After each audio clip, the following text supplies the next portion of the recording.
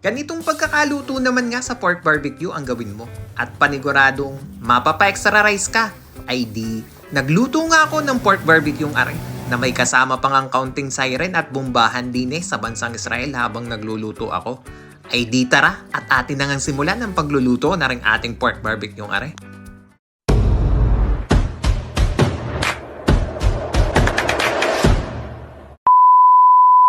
Ay ano ga mga tropa, kamusta ka kayo?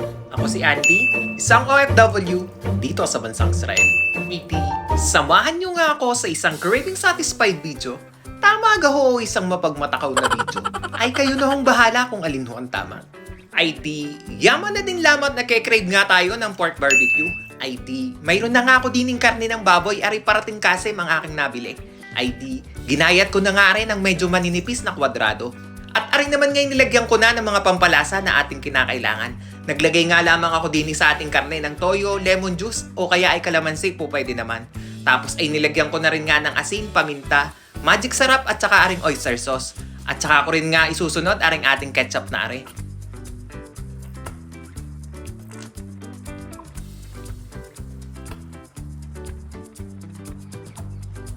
Naglagay na rin nga ako din ng asukal at ari na magbibigay ng kaunting tamis din sa ating pork barbecue are.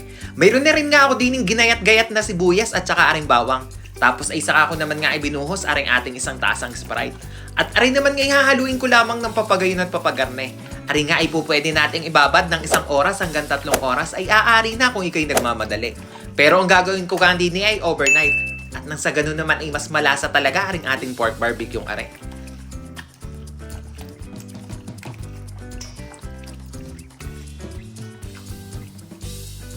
Ay di, makalipas nga lamang ang ilang minuto ng ating paghalo-halong aray. Ay di, ibababad ko nga aray din ng overnight. Ay di, nilagyan ko na nga aray ng clean wrap at nang sa ganun ay mailagay ko naman aray sa ating ref. Ay di, aray naman nga ay kinabukasan na. Makalipas ang ating overnight ng pagbababad na ring ating karne ng baboy na aray. Ay di, sisimulan ko na nga ang pagtitindag o pagsusundot na ring ating barbecue aray. At gagamitan ko nga rin ng barbecue stick. Ay di, ang pagkakadali ko nga din ay sisimulan ko muna din sa pinakataba. At ari naman nga ang pangkaraniwan na ginagawa ay kapag ka magtitindag ka na rin ating barbecue are. At saka ako naman nga ay susunod na rin pinakalaman na rin. Ay di, kung makikita nyo nga din itatatlong gayat lamang ang nailagay ko din sa ating barbecue stick.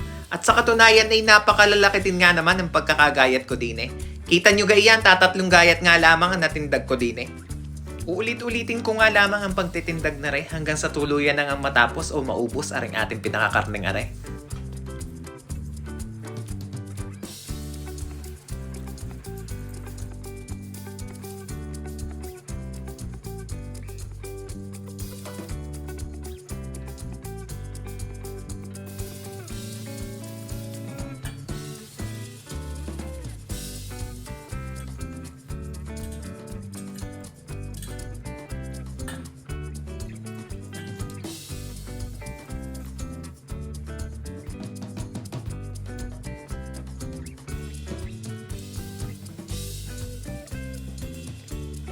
Ay di are, makalipas nga lamang ang ilang minuto ng ating pagtitindag na rin ating pork barbecue are. Ay di, nakagawa nga ako din ng 10 stick ng ating pork barbecue are. Kung makikita nyo nga pagkakaganda rin nga naman ay ng pagkakatindag ko din Tapos aring ang ating pinagbabarang are, ay di hindi ko pa nga ari tatapon at kukuha pa ako din ng kaunting parte. At nang sa ganun ay ari gagamitin nating panghaplas mamaya kapag tayo nag-iihaw na. Ay di, nagigay nga lamang ako din ng kaunting mantika at saka aring ketchup. Tapos ay hahaluin ko naman aray ng papagayon at papagarne. At aray na nga ang gagamitin nating panghaplas mamaya kapag tayo nag-iihaw. At nang sa ganun ay hindi naman dry ang ating pinakakarne ng barbecue. Ay di, sa punto nga aray sisimulan ko na ang pagpapabaga na ring ating uling. Ay di, isasalansan ko nga lamang aray ng papagayon at papagarne. At nang sa ganun ay masindihan ko na nga aring ating pinakauling na aray. At masimulan na nga natin ang pag-iihaw na ring ating pork barbecue aray. Habang tayo ngay naghihintay na bumaga aring ating pinakauling na are, ay di, para naman nga sa mga magtatanong ng full recipe na ring ating pork barbecue, ay di, bisitahin nyo na lamang yun dun sa may baba sa may description below at makikita nyo na ang tamang sukat at sangkap ng pinaggagamit ko din sa ating pork barbecue are. At paniguradong mapapa-extra rice ka kapag kagarning luto ang ginawa mo. Ay di nga sa puntong ari habang nagpapabaga ako ay sa tunay na may bigla pang ang nag-siren. Kumbagay ari ang pinaka-warning sa amin na kailangan na naming magtago sa bomb shelter. Ay pakinggan nyo naman aring pinaka-siren ari at aring mga dagong dungang ari kapag kagarning may bombahan. Ay di ari nakisabay pa nga sa aking pagbabarbecue. Di tatago nga muna tayo sa bomb shelter.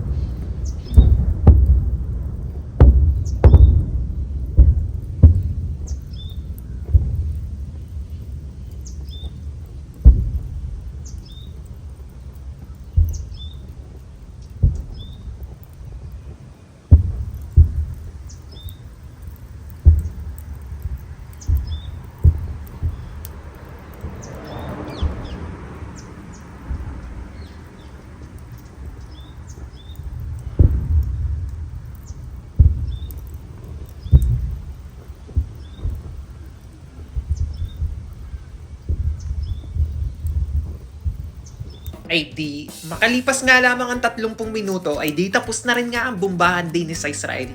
Ay di, ganito nga ang kaming kinakaharap tuwing madaling araw o kahit araw man ay di lagi na nga may siren at saka bombahan din eh.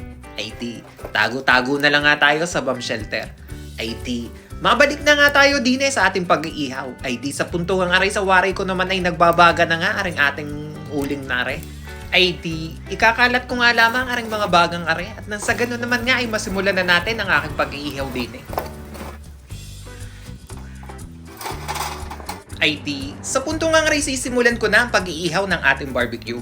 Ay di, ihehelera ko nga lamang aring ating mga natindag na barbecue. At saka ako naman nga pupunasan na ring ating ginawa kanina na pangpahi din eh. Ari naman ay yung mga pinagbabaran lang natin ng barbecue kanina na nilagyan lamang natin ng mantika at saka ketchup. Ay di, pupunas-punasan ko nga lamang ang magkabilang parteng nito hanggang sa tuluyan na ang maluto aring ating barbecue. Uulit-ulitin ko nga lamang ang ganitong proseso hanggang sa tuluyan na ang maluto aring ating pork barbecue.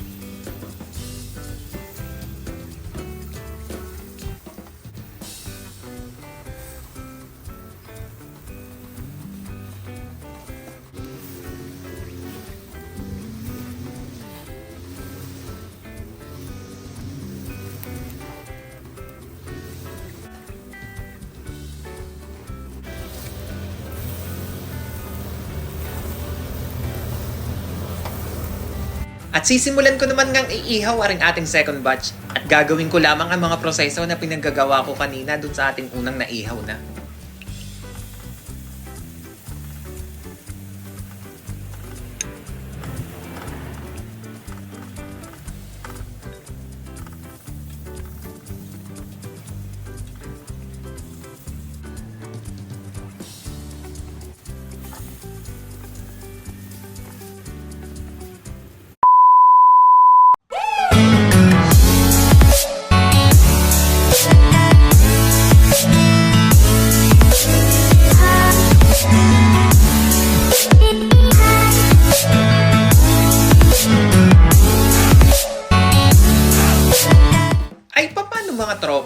ay di dadako na nga tayo sa exciting part. Ang tikiman time ay di ari aking titimusan na.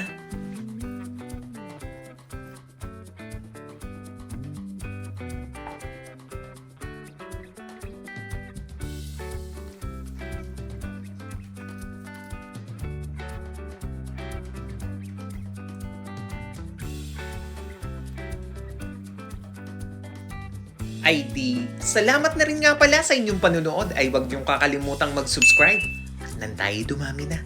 Ay siya, dyan na muna kayo.